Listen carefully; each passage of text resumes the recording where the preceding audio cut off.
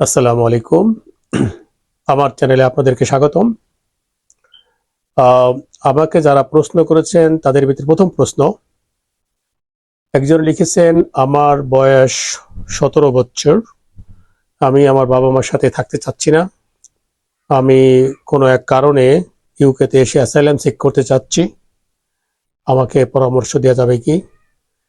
দেখুন, আপনি আপনার নাম আমি বলতে চাচ্ছি না।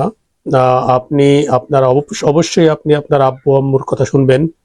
17 বছর বয়সে আপনি প্রথমত ইউকেতে আসতে পারবেন না, আর এসেই আপনি যদি মনে করেন যে আপনি অ্যাসাইলাম ক্লেম করবেন, এটা সম্ভব না।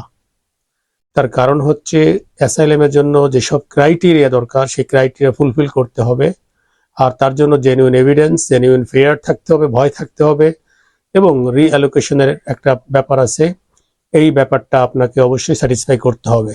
সুতরাং আপনার যারা বয়স 16 বা 17, এই অবস্থায় প্রথমত আপনাদের উচিত আপনাদের পিতামাতার কথা শোনা এবং তাদের সাথে কোঅপারেট করা, নেগোসিয়েশন করা। ধন্যবাদ।